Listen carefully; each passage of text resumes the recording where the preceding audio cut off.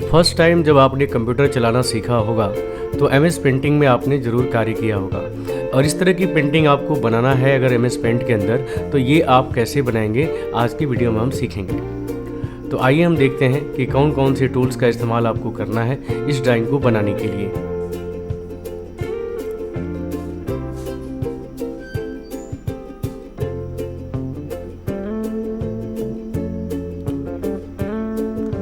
सबसे पहले एक नया पेज ओपन करते हैं। इसके बाद लाइन टूल का एक इस्तेमाल करते हैं और इस तरह की तिरछी डायगोनल लाइन आपको ड्रैग करना है जो पूरे पेज को कवर करते हुए आपको खींचना है।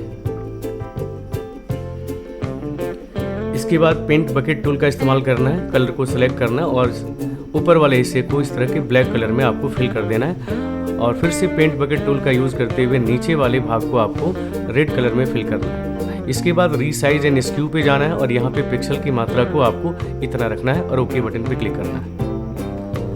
आपको फिर से दोबारा क्लिक करना है पिक्सल पे और स्क्यू करना है और यहाँ पे आपको की मात्रा को टाइप करना है और टाइप करने के बाद ओके कर देना है। इस तरह का ग्रेडियंट फिल आपके पेज के अंदर फिल कर दिया जाएगा।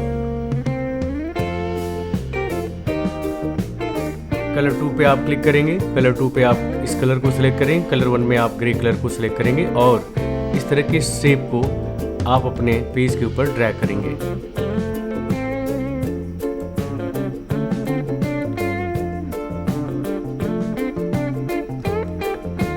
इस तरह का रेक्टेंगल शेप अपने पेज के ऊपर ड्रॉ करेंगे।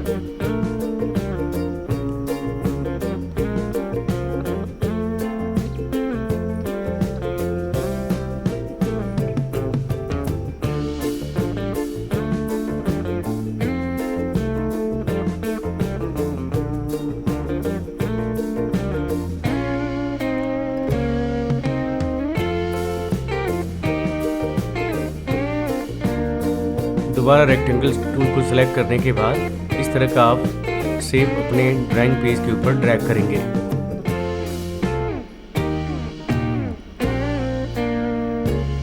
लाइन टूल को सिलेक्ट करना है और इस तरह तिरछा एक लाइन आपको ड्रैग करना है।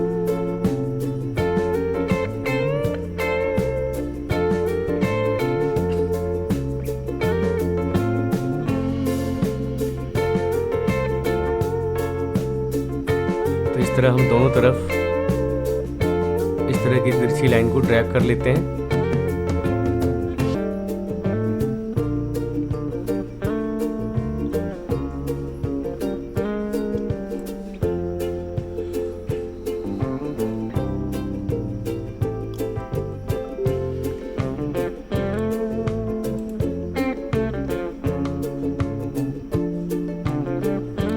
पुनः ब्रश टूल का यूज करते हुए इस खाली हिस्से को हम फिल करेंगे। इस तरह ब्रश टूल का इस्तेमाल करेंगे और इस खाली एरिया को आप इस तरह फिल कर दीजिएगा।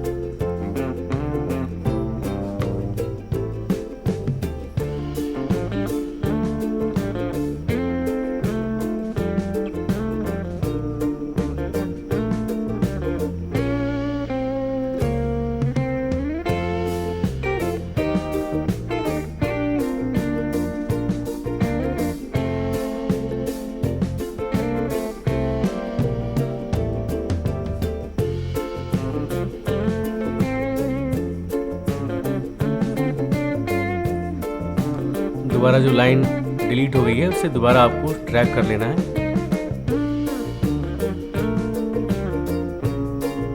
इस तरह दोनों लाइन को आप ड्रैग कर लीजिएगा।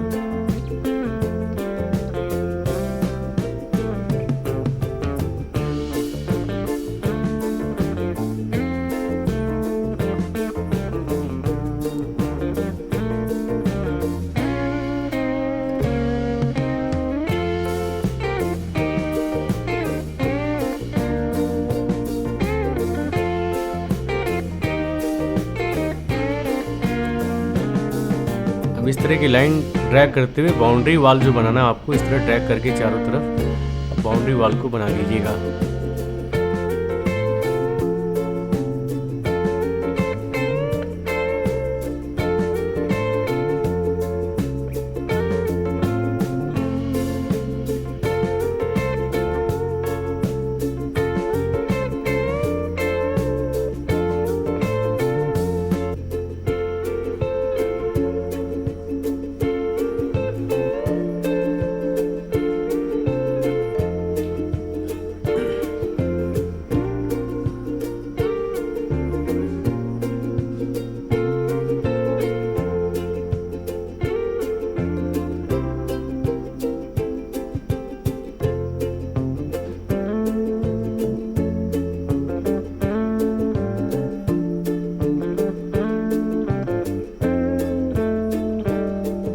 इस तरह सीधी लाइन चारों तरफ आप ड्रैग कर लीजिएगा ताकि आपको बाउंड्री वॉल दिखाई दे।